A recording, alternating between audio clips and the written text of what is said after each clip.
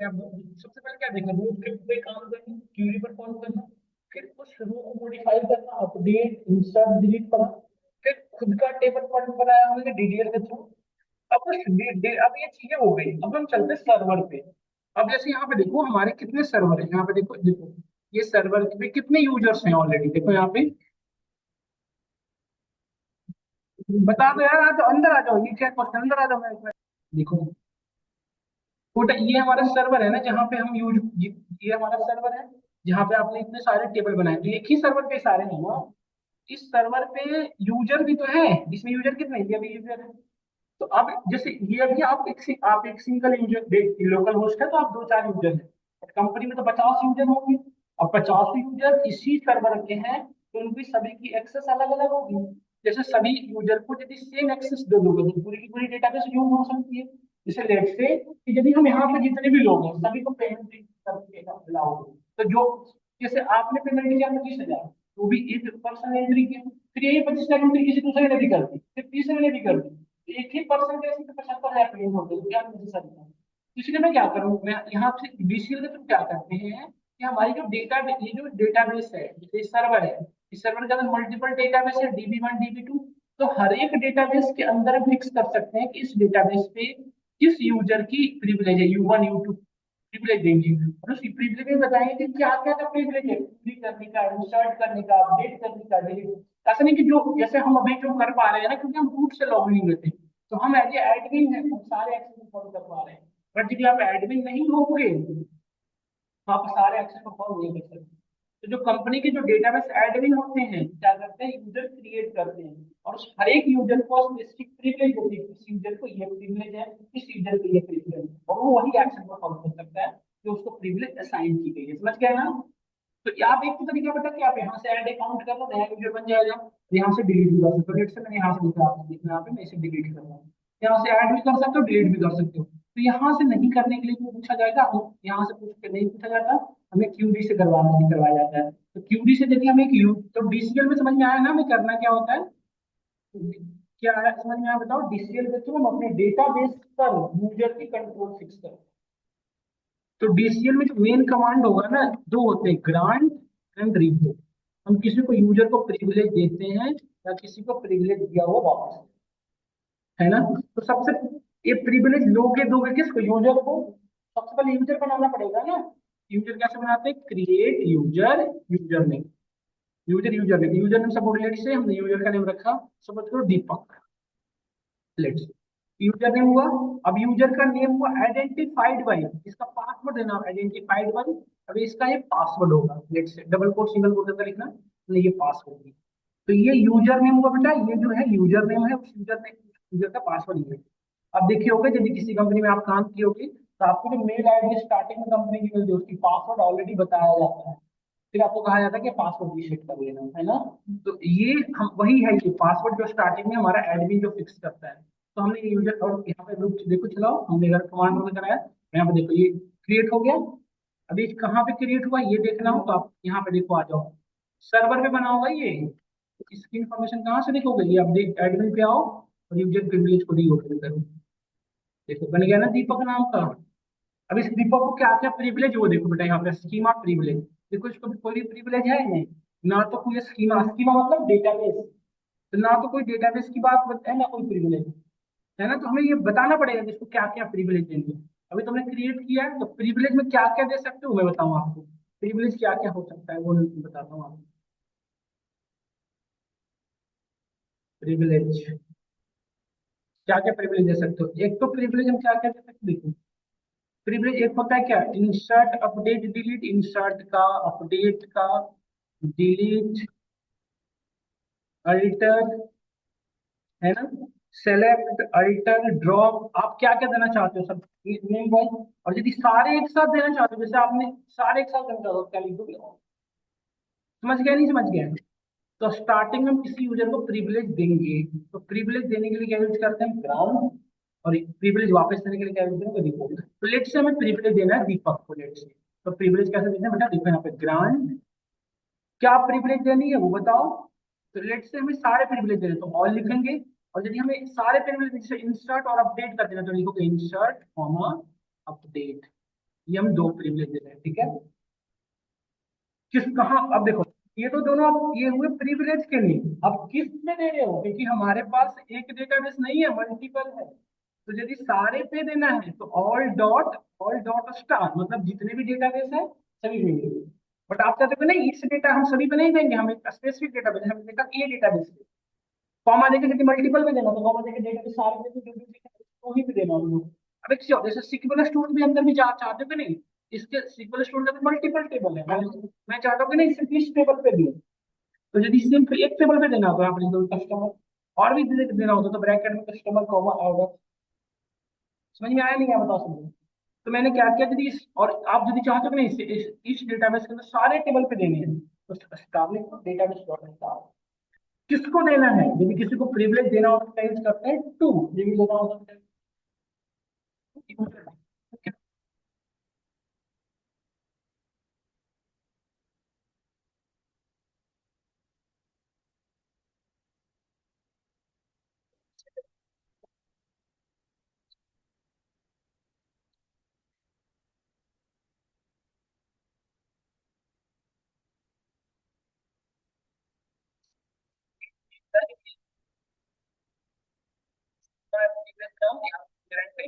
देखो देखो दीपक को हमने दिया था प्रिविलेज, क्या क्या दिया बेटा, अभ्यास की बात, डेटाबेस नहीं होगी इससे दिया हुआ है।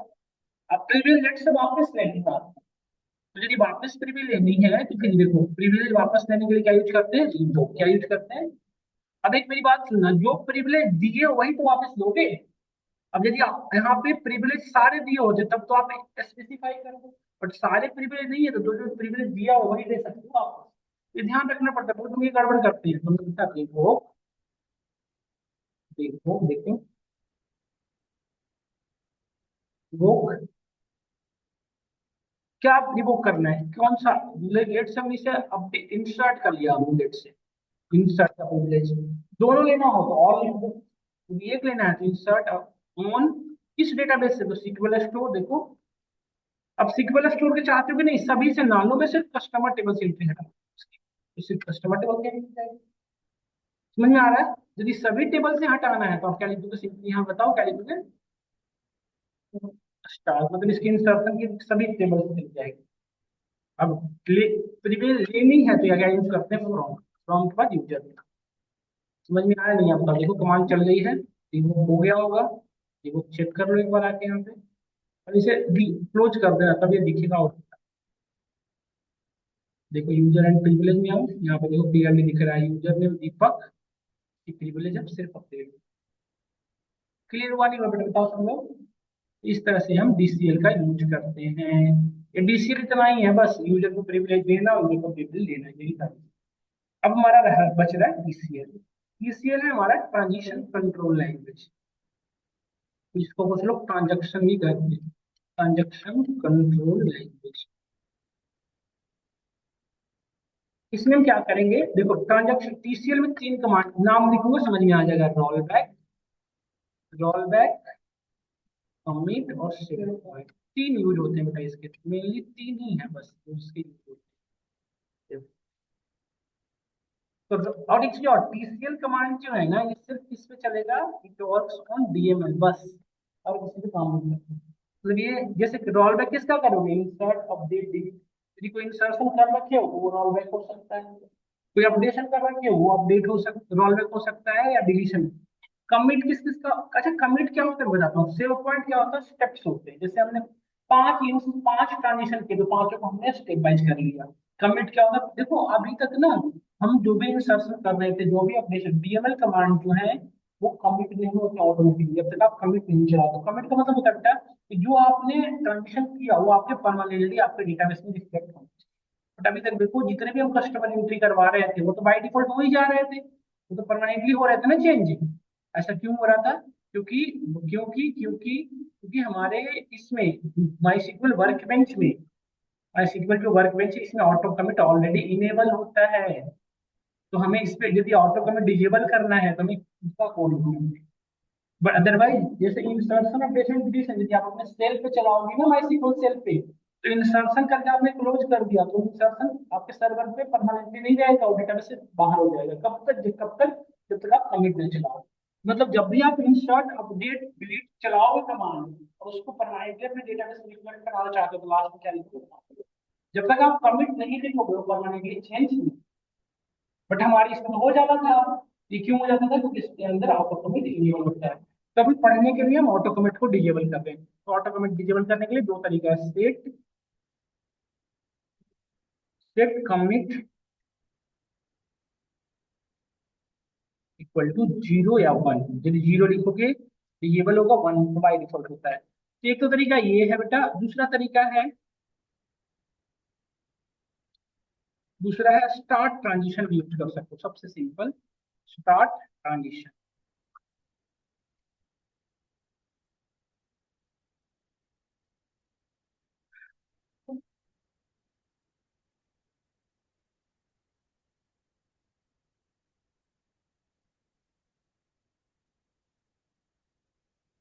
अभी हमारा ऑटोकमिट क्या हो गया? टेबल हो गया।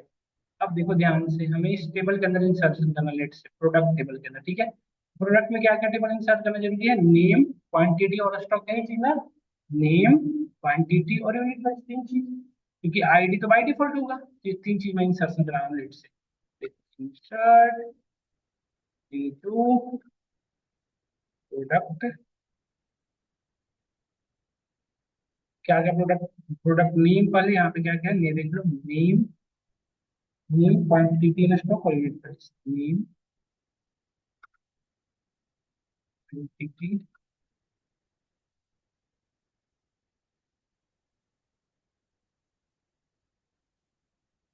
स्टॉक, यूनिट प्राइस, ये हमारे कॉलम, ये हमने लिखा, ठीक है। इसकी वैल्यू डाल देता हूँ। वैल्यूज, नेम में हमने लिख लिया, लेट से हमने लिखा पीसीएम, पैरासीटामोल, ठीक है। इसकी क्वांटिटी हमारे पास 20 है, और इसकी यूनिट प्राइस 2.5 पैसे, ठीक है। तो एक रो इंसर्ट हो रहा है, इस तरह से मैं तीन चार रो इंसर्ट कर रहा हूँ, देखना ध्यान से आप। एक रो, दो रो, तीन रो, चार रो, चार रो इंसर्शन किया ना मैंने, आप देखो। यहाँ पे पीसीएम, यहाँ पे मैं रख लेता हूँ दोनों से है। यहाँ पे थोड़ा कुछ भी मूव स्प्रिंग,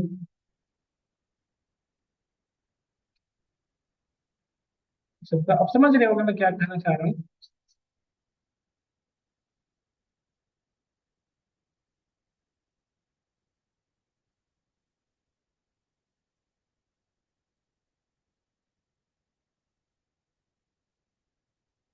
ठीक है। अभी कितने रो इंसर्ट होंगे देखो। यहाँ पे देखो ध्यान से, पहले हमारा कौन सा कमांड चला है बेटा? स्टार्ट ट्रांजिशन, मतलब ऑटो कमिट डिजेबल हो चुका, और फिर इंसर्शन हुआ है। तो अभी देखो आपको ग्लिम्स होगा कि प्रोडक्ट टेबल की एंट्री हुई है, हमारे प्रोडक्ट की एंट्री हुई है ना। देखो पीसीएम मूव आया है यहाँ पे चारों, बट सर्वर क्लोज किया। आप देखो यहाँ पे जैसे ही सर्वर क्लोज किया, यहाँ से देखो ये एंट्री गायब, क्योंकि हमने कमिट नहीं किया था परमानेंटली। देखो अब मैं प्रोडक्ट टेबल की एंट्री दिखाऊं तो ये देखो गायब। क्यों? क्योंकि हमने यहाँ पे परमानेंटली उसको चेंज सेव नहीं किया। जब परमानेंटली सेव करना होता तो लास्ट में क्या चलाना होता? क्या चलाना होता? कमिट। अब यदि मैं कमिट चला दिया लास्ट में, अब देखो बेटा यहाँ पे हमने सर्वर चलाया, और यहाँ पे देखो पहले यहाँ पे ऑटो कमिट डिजेबल हुआ था, फिर इंसर्शन हुआ, फिर कमिट हो गया। अब यदि सर्वर क्लोज भी कर दो, देखो एंट्री भी हुई है डेटा की, यहाँ पे देखो। देखो ये तीनों एंट्री हो चुकी है। अब यहाँ पे सर्वर क्लोज कर दो, अब देखोगे कुछ कर लो, अब कोई दिक्कत नहीं। तो कमिट का यूज समझ में आ गया होगा। कमिट क्या करता है आपका? परमानेंटली सेव करता है। आप देखो सर्वर क्लोज करने के बाद भी हमारे डेटा की एंट्री गायब नहीं हुई, एंट्री है। देख रहे हो ना चीजें? तो ये था हमारा कमिट का यूज। अब हम पढ़ते हैं रोल बैक का यूज।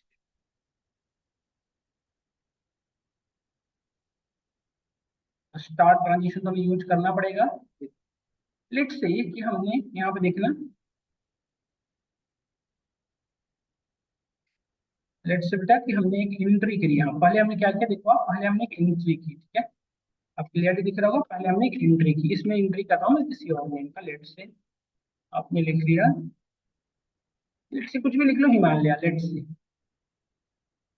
ये हमने एंट्री की। अब ये एक इंसर्शन हो रहा है, देखो एक इंसर्शन हुआ। फिर हम अपडेशन कर रहे हैं, update, update into product table, products, क्या आप अपडेट कर रहे हैं, unit price equal to, unit price जो है प्लस 0.5%, नहीं सिर्फ 0.5 रुपीज बढ़ा रहा हूँ, ठीक है, ठीक है, जितना है उसमें 0.5 रुपीज बढ़ा रहा हूँ, कहाँ किसकी, वेयर, वेयर एंड क्या, क्या,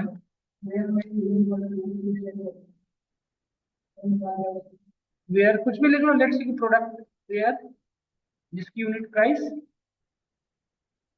where unit price less than, मैं करता हूँ कि जिसका यूनिट प्राइस 10 से कम है, लेट से, ठीक है, तो ये प्रोडक्ट टेबल में अपडेशन होगा, जितनी जिसकी भी यूनिट प्राइस 10 से कम, सबका तो कम ही है, 2 से जिसका कम हो, है ना, ठीक है, जिसका 2 से कम उसको 0.5 बढ़ा रहा हूँ, ठीक है, एक अपडेशन किया, दूसरा मैं एक नया डिलीट, अब डिलीशन भी कर रहा हूँ, देखो ध्यान से, डिलीट, जब भी कोई नया क्वेरी लिखना हो तो आपको पता है टर्मिनेशन, देखो यहाँ पे मैंने एक लिखी, ये अलग था, ये अलग है, तो सेमीकोलन दिया, अब मैं डिलीशन भी कर रहा हूँ, delete from product table where, अब यहाँ पे डिलीट वही हो सकता है जिसका फॉरेन की मतलब आगे चाइल्ड ना हो, पता होगा आपको, मैं अभी जो एंट्री किया इसका कोई चाइल्ड नहीं होगा, 70 को डिलीट कर रहा हूँ, लेट से, यहाँ उल्टा मैं लिखा प्रोडक्ट वेयर प्रोडक्ट आईडी 70, अभी हमने कितने ट्रांजिशन की बताओ आप, इसमें कितनी ट्रांजिशन हो रही है, 3 हो रहे हैं ना, एक इंसर्शन का, अपडेशन का, डिलीशन का, अब देखो यहाँ पे देखो, पहले ये इन्हें डिजेबल हुआ, फिर इंसर्ट हुआ, अपडेट हुआ, डिलीट हुआ, तो तीनों एक्शन हुए होंगे, प्रोडक्ट टेबल में आके देखो आप बेटा, यहाँ पे देखो इनकी यहाँ प्राइस भी देखना बढ़ेगा, बढ़ा सबका है, और देखो 17 डिलीट हो गया, नया ऐड हो गया, डन। अब मैं चाहता हूँ कि ये जो अपडेशन हुए ये मेरे से बाय मिस्टेक, तो यदि मैं रोल बैक करना चाहूँ तो सीधा यहाँ पे कमांड चलाओ रोल बैक, तो यदि मैं रोल बैक करूँ तो क्या हुक करते हो आप बताओ, आपका हुक क्या होना चाहिए, हमने कितने ट्रांजेक्शन किए थे, 3, तो ये रोल बैक तीनों के पीछे जाएगा, मतलब ये जो जहां पे लास्ट कमिट हुआ था ना, उसके बाद भी जितने भी ट्रांजेक्शन सारे अनकमिट मतलब अनडू हो जाएंगे, देखो अभी हमें ये जो भी अपडेशन किए थे, मतलब हमने ये हमारा इंसर्शन भी चला जाएगा, ये अपडेशन भी जाए अंडो होगा, और ये डिलीशन भी होगा, ये भी अंडो हो जाएगा, देखो मैं करके दिखाता हूँ, यहाँ पे देखो बेटा आपका रोल बैक चला है, देखो रोल बैक चल गया है, प्रोडक्ट टेबल में आके देखो इसका इम्पैक्ट हुआ नहीं हुआ, देखो देखो हमने यहाँ पे इंसर्शन की थी, ये गायब होना चाहिए, 17 आना चाहिए, और ये अपडेशन खत्म होनी चाहिए, देख रहे हो ना, 17 आ गया, वो खत्म हो गया, ये गड़बड़ है ना, मैं चाहता लेट से कि अब आपको चाहिए था कि नहीं, मैं चाहता हूँ कि सिर्फ ये जो अब डिलीट किया हूँ ना ये अनडू करूँ, मतलब आप चाहते हो कि नहीं मैं सारे अनडू ना करूँ, एक को अनडू करूँ, तो इसके लिए आपको क्या करना पड़ेगा, स्टेप बनाना पड़ेगा, कि हम अनडू कहाँ तक करना चाह रहे हैं, इस स्टेप, तो वहां उसके लिए क्या करना पड़ेगा आपको, सेव पॉइंट, देखो सेव पॉइंट ए बनाएगा, तो ए के बाद इतने ट्रांजिशन है, यदि हम सेव पॉइंट ए तक आएंगे, ए के बाद जितने भी कमिट है, सर जितने भी ट्रांजिशन सारे क्या हो जाएंगे, तो इसके लिए मैं क्या करूंगा, ए के बाद भी एक और ट्रांजिशन बनाऊंगा, अपडेट के बाद, यदि मुझे मैं बी तक आऊँ, लेट से मैं बी तक आऊं, तो बी देखो यहाँ पे यदि मैं अनडू किया हूँ यहाँ पे आके, लेट से एक सेव पॉइंट है, दूसरा सेव पॉइंट, नाम कुछ भी रख सकते हो, लेट से मैं यहाँ पे रखा बी, यदि बी तक आओगे, लेट से कितने, और ऑर्डर कहाँ हो गया बी तक, तो बी के पहले वाले बच जाएंगे, बी के बाद वाले चले, ये आपका सेफ रहेगा, है ना, और एक और सेव पॉइंट मैं लेता हूँ, लेट से सी, तो यदि मैं सी पे वापस जाऊँ तो ए और बी सेफ रहेगा, सी वाला हो जाएगा, समझ में आया ना, कितने स्टेप बने बताओ, कितने हमने सेव पॉइंट बनाए बताओ, 3 ना, सेव पॉइंट बी सी, तो देखो अब रोल बैक मैं पूरे में नहीं करूंगा, पहले इसको हटा के कोड चला लो, तब आपको समझ आएगा, रुक जाओ एक सेकंड, रुक जाओ बताता हूँ, देखो सबसे पहले स्टार्ट ट्रांजिशन डिजेबल हुआ, सेव पॉइंट बना, फिर ये और फिर ये हुआ है ना, हाँ आप बताओ क्या करें, यदि रोल बैक सिर्फ करोगे तो फिर से वापस जाएगा पूरा, बट अब आप बताओ रोल बैक कहाँ तक जाना चाहते हैं, मैं सी तक जाऊँ, roll back to C, roll back to C, तो सी तक जाओगे तो सी के बाद वाले सारे जाएंगे, सी के पहले जो होंगे ना ऊपर, मतलब आपकी इंसर्शन ऑपरेशन बचेगी, अभी रोल बैक सिर्फ किस क्या होगी, मतलब जो आपके टेबल में जो 17 डिलीट हुई है वो आ जाएगी। देखो आ रही है नहीं आ रही है, देखो यहाँ पे जैसे हमने इसको रोल बैक किया और कमांड चलाया, देखो बेटा ये रोल बैक कमांड आपकी चल चुकी है, और यहाँ पे देखो प्रोडक्ट 17 आ चुकी है। देखो रिफ्रेश करो, देखो आ गई ना यहाँ पे 17। बट यदि आप यहाँ पे देखो ध्यान से, जैसे हमने यहाँ पे रोल बैक बी पे करता, तो बी पे करता तो कौन कौन सा गायब होगा बताओ, ये अपडेट भी जाएगा, डिलीट भी जाएगा, है ना। देखो अब यहाँ पे पॉइंट देखो, रोल बैक चल गया है और यहाँ पे चला के देखो, देखो ये सारे अंडो हो गए, देखिए ओके चेंज हुआ। और यदि हम डायरेक्टली ए पे चले जाते तो क्या होता, कोई मतलब ही नहीं रहेगा सेव पॉइंट बनाने का, ये सोच, क्योंकि ए के बाद वाले सारे ट्रांजेक्शन गायब होंगे। देखो आप चल गया है, प्रोडक्ट टेबल में जाओ, देखो चला है। बट यदि देखो एक चीज और, यदि आपने सेव पॉइंट भी, तो समझ में आया सेव पॉइंट कहीं, सेव पॉइंट बेसिकली आपके स्टेप्स के थ्रू बचा हेल्प करता है आपको रोल बैक करने में। नहीं, एक चीज बना सोचो, आप ने ऑटो में डिजेबल किया, सेव पॉइंट भी बनाया, बट लास्ट में हमने कमिट कर दिया, देन अब चेंजिंग नहीं है। यदि एक बार कमिट चल गया, चाहे आप सेव पॉइंट बनाए रहोगे या वट एवर, वो फिर अब चेंजिंग हो जाएगा। जैसे हमने लास्ट में देखो कमिट चलाया हूँ ना, और देखो यहाँ पे कोड चलाता हूँ ध्यान से। अब ध्यान से देखो बेटा, आप यहाँ पे जबकि स्टार्ट ट्रांजिशन पहले हुआ, सेव पॉइंट पर इंसर्शन देखो सब कुछ हुआ है, और लास्ट में क्या चल गया, तो अब यदि आप यहाँ पे ए पे वापस जाना चाहो, लेट्स से कि हमने यहाँ पे लिखा रोल बैक टू ए, या बी किसी पे जाना चाहो, तो अब ये बी को बचा ही नहीं, देखो एरर क्या आएगा, बिना एरर करा के देखो यहाँ पे एरर क्या आया वो,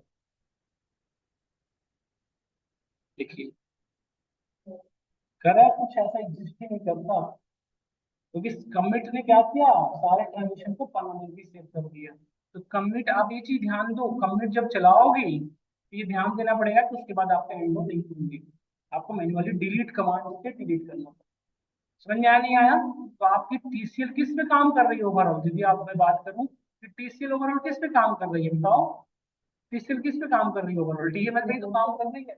मतलब रोल बैक हमारा डीडीएल कमांड नहीं होता, जैसे एक बार ड्रॉप हो चुका कोई टेबल, तो यदि कोई आपने कॉलम को या टेबल को ड्रॉप कर चुके तो कर चुके, राइटर कमांड चल गई तो चल गई, वो डीडीएल कमांड जितने भी है वो अंडो नहीं होते। क्या क्लियर हुआ नहीं हो बताओ। तो ये था हमारा डीडीएल और डीसीएल, कितनी छोटी टॉपिक थी तो समझ में आया ना, कि नहीं आया बताओ सब लोग। अब एक हमारा रह गया बेटा लास्ट टॉपिक, क्या अब हम चले, ये हमारा सिलेबस के अकॉर्डिंग हम खत्म कर, जो हमारे सिलेबस में था पार्ट वो हमारा आज खत्म हो चुका। अब हम जो पढ़ेंगे वो मैं एक एक बताता हूँ, मैं पहले आपको व्यूज पढ़ाऊंगा, फिर मैं आपको केस स्टेटमेंट डिस्कस करेंगे, क्योंकि अब हमारा सीक्वल में जो भी है सब खत्म हो गया। फिर हम पढ़ेंगे ट्रिगर्स, ये 3 टॉपिक हैं जो कमिंग वीक में हम खत्म कर लेंगे।